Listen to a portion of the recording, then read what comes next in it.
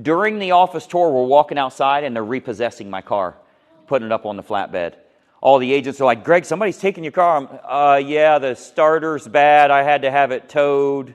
Like, I'm making up all kind of BS because they were repoing my car. I want you to take money from the marketplace. You decide, I'm going to go out there and I'm going to start making some money, and you will very easily do so. So here's what I want to do. Let's pass out that other worksheet. I want to do a little branding exercise with you guys real quickly. So, I'll need one too. So in developing your brand, as you start to develop that, there's a lot to consider. Being recognized is not going to work. You have to be associated with various things that ring true in your head. So the problem is, if I said do a video, you'd say, what do I talk about? I don't know what to talk about. I just don't know what to say. How much content should I create? How deep should I go with that content? So I want to do a little exercise on this. Use this worksheet to brainstorm some ideas. I want you to write down some words that describe you. The first thing I would write down on me is asshole. Like, seriously. Yeah. Go sit down. You did a good job. I care about making you successful and feeling like I'm making an impact in your life. So I want you to write down a few things that describe you. Don't write down the things you think they'd want to hear, because you might do better doing the opposite of that. I'm a caring person. My clients come for... That's what everybody is going to say. Write down some things about you. What would you like people to know about you? It may be that you're a certain ethnicity, or you're from a certain town, or you lost a child, or you've been through a divorce, or your parents live with you and you're taking care of them because they've been sick, and different things like that, because your challenges will help them to relate to their challenges.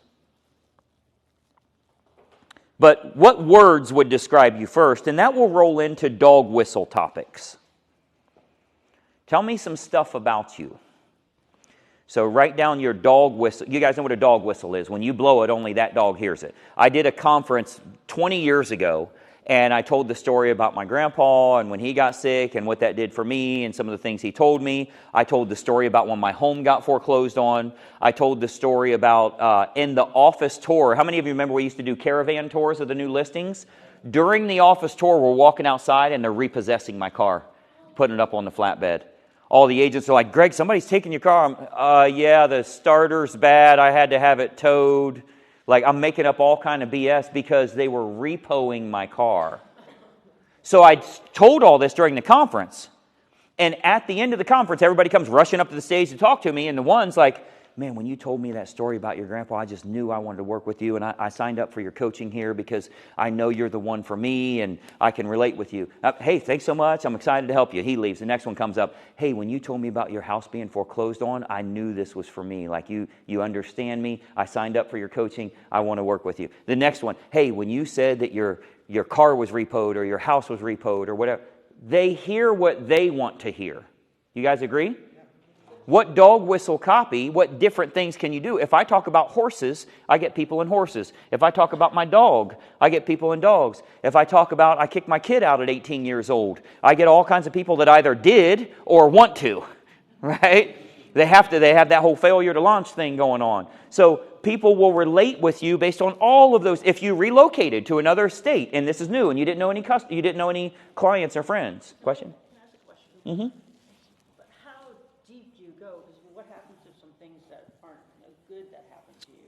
It's better if it's things that weren't good, but we feel vulnerable by saying so. I'm not saying you have to talk about anything. A lot of us like, I'm private, I don't want to talk about my personal life, whatever, and that's fine. You don't have to disclose any more than you want to, but the more you disclose it, the better you're going to do because they'll relate with you. Because you guys have seen it online. The more vulnerable you are, the more viral you go. This lady talked about the emotional stress she had after her divorce. Now, it has 7 million views because other people have that, and they're like, oh my God, thank you for being so strong and relating with me. So if, for example, I got my employees embezzled over $1.5 million from me, I haven't shared that. Someday I always thought that maybe I could put something out there to help others so that doesn't happen. Yeah. Because I have not shared that with clients, except for the clients that know me. Yeah, it's called your origin story. What you guys want to do is called your origin story. How did you get to where you're at? There's no superhero in the world that anybody knows of that fails at the end. They always failed at the beginning. So you have to decide what chapter you're on. Like, you might be that superhero in the making, but you got to have the freaking superhero story. Nobody cares about a superhero that came from a rich guy. They only care if you came from poverty, if you came from stress, if you came from abuse, if you came from Oprah Winfrey, right? Anybody that came from that, from Eminem, any of them. They want you to have come from struggles. Nobody does well, most generally, they don't do well if they came up and had an easy life, because they're in their head and they make a lot of excuses for themselves. So I want you to think about, what is your origin story? What are some of the bad things that you turned into positives? How many of you have been through a bad emotional breakup, either a relationship or an actual marriage, and you thought your life was freaking over, and a year or two later you're like, that's the greatest thing that ever happened to me, right? Like, you really thought your world was ended. Or worse, a couple years before, you wasted 2 years of your life trying to stay with that person and make it work. I'm going to change them, right?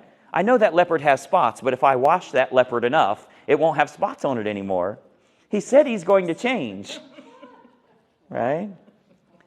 But if you show that story, that is part of your brand, because all of those people relate with you for that.